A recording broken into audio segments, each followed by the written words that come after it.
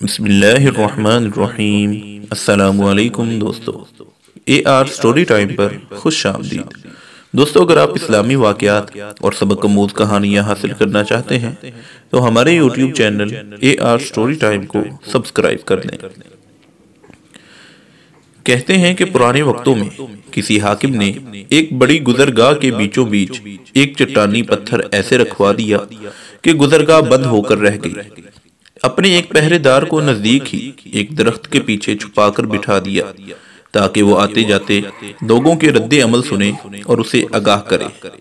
اتفاق سے جس پہلے شخص کا وہاں سے گزر ہوا وہ شہر کا مشہور تاجر تھا، جس نے بہت ہی نفرت اور حقارت سے سڑک کے بیچوں بیچ رکھی اس چٹان کو دیکھا، یہ جانے بغیر کہ یہ چٹان تو حاکم وقت نہیں رکھوائی تھی۔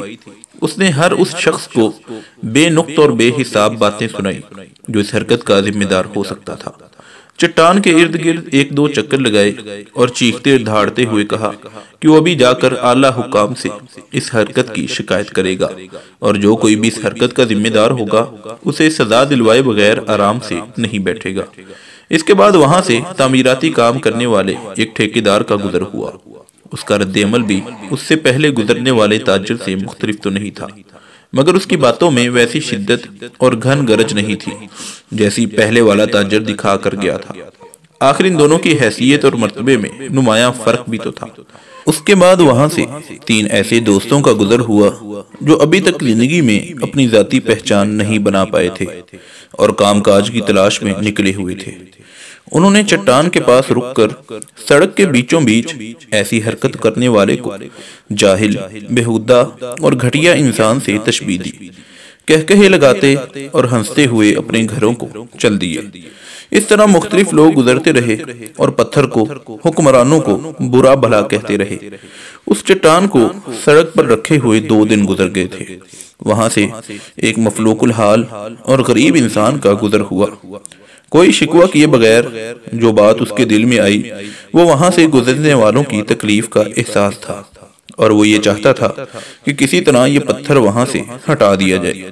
اس نے وہاں سے گزرنے والے راہگیروں کو دوسرے لوگوں کی مشکلات سے آگاہ کیا اور انہیں جمع ہو کر وہاں سے پتھر ہٹوانے کے لیے مدد کی درخواست کی، اور بہت سے لوگوں نے مل کر زور لگا کر چٹان نما پتھر وہاں سے ہٹا دیا۔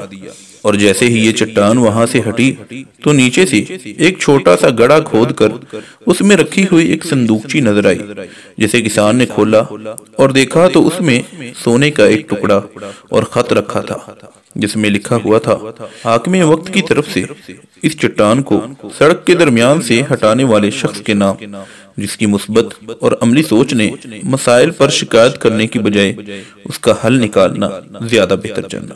دوستو، اس کہانی کا جو سب سے بڑا سبق ہمارے لیے ہے وہ یہ ہے، اندھیروں کی شکایت کرنے سے تو بہت بہتر تھا کہ اپنے حصے کا ایک دیا جلاتے جاتے۔ تو دوستو، انسان کو اپنی سوچ مثبت رکھنی چاہیے اور دوسروں کی تکلیف دور کرنے کا احساس اپنے دل میں پیدا کرنا چاہیے۔ تو ایسے ہی سبق آموز واقعات حاصل کرنے کے لیے ہمارے YouTube channel A R story time کو سبسکرائب کر لیں۔ اللہ حافظ و نگہباں۔